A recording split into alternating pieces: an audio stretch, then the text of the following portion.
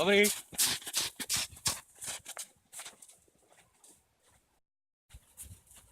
Nemáte nejaký rubel?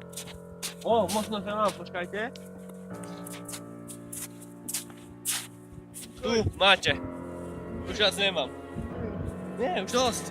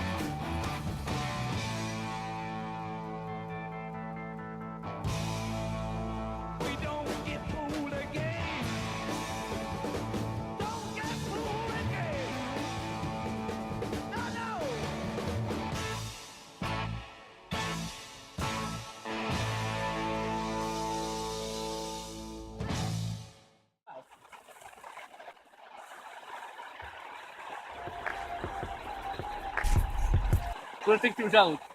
Áno, hneď som tam. Šachmat.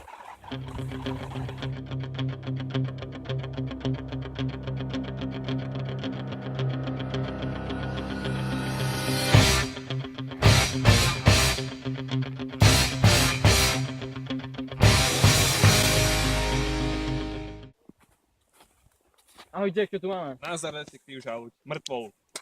Muž 34, dve deti, žena tvrdí, že šiel behať ako každú sobotu ráno. Čo za príčina úmrtia? Zrejme úder tupým predmetom a zrejme pred 4 hodinami. A čo nejaké kamery, svedkovia, stopy? Bohužiaľ, žiadne kamery tu nie sú, ale pri obeti sme nenašli žiadnu peňaženku ani cennosti, čiže môžeme usúdiť, že šlo o vraždu za účelom krádeže. Ale máme jedného svedka. A čo o tom svedkovi vieme? Vieme o ňom, že sa volal Jozef Kozev a pred 5 rokmi emigroval z Ruska. Mal by si sa s nimi porozprávať. Dobrý nápad. Dobrý deň, pán Kozev. Volá sa detektív Žalúd. Môžem ma položiť za pár otázok? Dá. Videli ste dnes ráno niečo podozrivé? Nie. Videli ste ráno niekoho tu bežať? Dá, tady to begajú mnoho ľudí. A tohto pána ste videli? Dá, máči krasivú tričku. Keby ste niečo spomenuli, ozvite sa mi. Dá, ja sa volím. Ahoj Jack, mám stopku, za chvíľu som pri tebe. Tak čo máš? Rozprával som sa s masérkou o obete. Každé ráno tady to beháva a myslím si, že majú spolu pomer. A čo ty? Mám podozrivého, bol to ten bezdomovec. Prečo si myslíš, že to urobil on? Bolo to takto. Naša obeta to behávala dosť často a pán Kozev to dobre vedel. Počíhal si na neho a v pravý moment ho niečím zaujal. Pravdepodobne si pýtal nejaké drobné na alkohol. Tomu však nestačilo a chcel viac. Nastal súboj, po ktorom zo pár detí ostalo bez otca.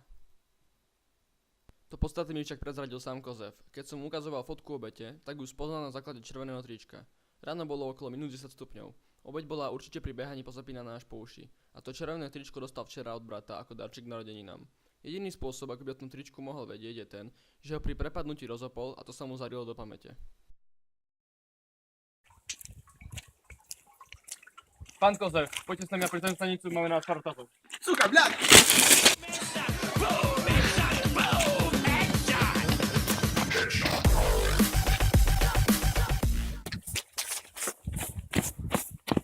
Mene Slovenskej republiky vás zatýka, máte právo nepovedať. A všetko, čo poviete, bude použité proti vám.